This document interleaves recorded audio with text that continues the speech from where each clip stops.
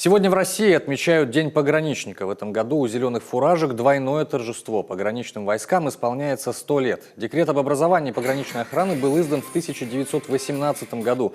С профессиональным праздником Стражей Родины поздравил сегодня президент России. Отмечая эту историческую дату, мы с гордостью вспоминаем о славных, неразрывных, наполненных мужеством традициях, уходящих вглубь веков. О русских богатырских заставах, о тех, кто нес службу на засечных линиях, о солдатах и офицерах отдельного корпуса пограничной стражи, о бессмертном подвиге героев-пограничников, бесстрашно принявших первый бой летом 1941 года, о тех, кто выполнял свой долг в Афганистане и боролся с международным терроризмом. Эти высокие примеры воинской доблести, чести, беспримерной отваги никогда не померкнут. Будут служить нравственным ориентиром для тех, кто стоит и будет стоять на страже границ Родины. Сегодня пограничная служба ФСБ России решает крайне ответственные, многоплановые задачи. Демонстрирует высокую эффективность и четкость действий по обеспечению пограничного режима, по защите интересов России. Государство продолжит комплексную работу по обустройству границ. Сделаем все, чтобы у пограничников были самые современные системы вооружения, связи и контроля. Уважаемые товарищи, благодарю вас за честную и добросовестную службу. Уверен, вы и впредь будете профессионально и безупречно выполнять свой долг.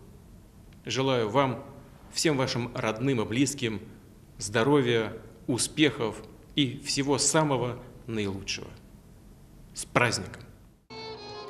Военнослужащих и ветеранов пограничных войск поздравил и Сергей Гапликов. Он отметил, что служба на границе во все времена была делом самых храбрых, сильных и смелых воинов, готовых первыми принять на себя удар врага. За свою вековую историю пограничные войска не раз доказывали свое мужество и патриотизм. Современные пограничники России продолжают дело своих предшественников, чтят традиции и воспитывают новые поколения стражей границ. Среди уроженцев Республики Коми немало тех, кто служил в пограничных войсках, и те, кто служит сегодня. Мы гордимся нашими защитниками, глубоко признательны ветеранам пограничной службы за их активное участие в военно-патриотическом воспитании молодежи и общественной жизни республики.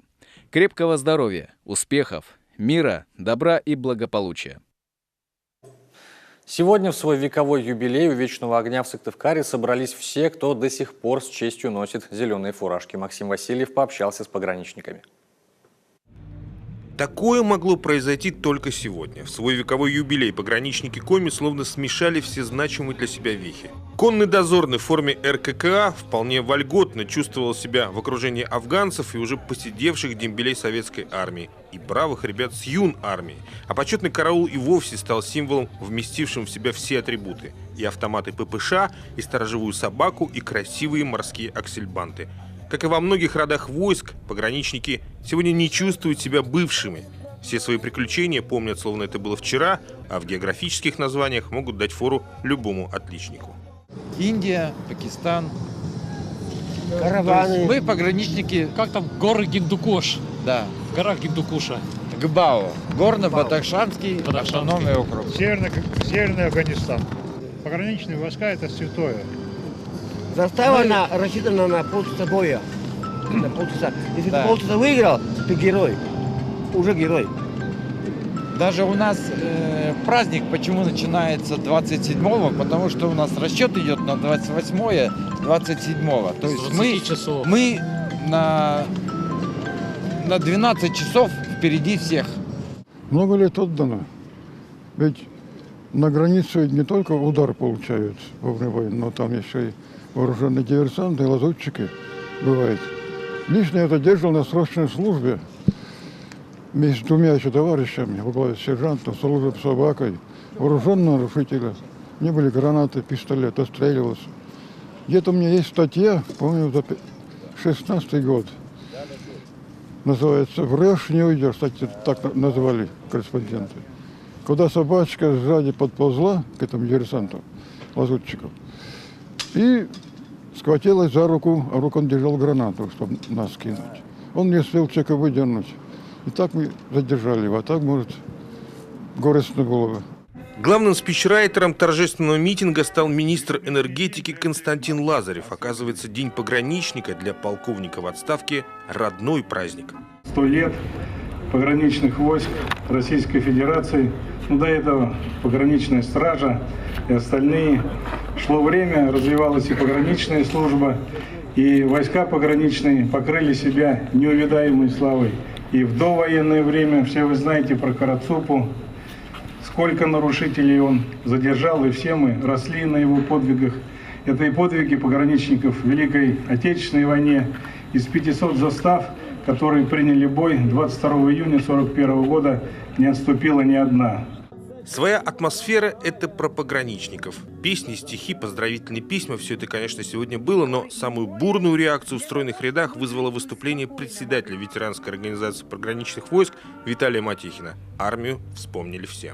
Чистого КСП по жизни, мужики, за погранвойска, за столетие наших любимых зеленых погон. 2 коротких, 3 протяжные. Гип-гип! Ура! Ура!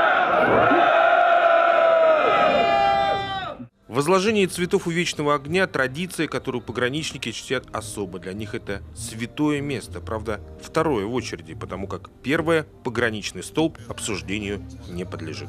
Максим Васильев, Иван Богомолов, телеканал Юрган, Сыктывкар.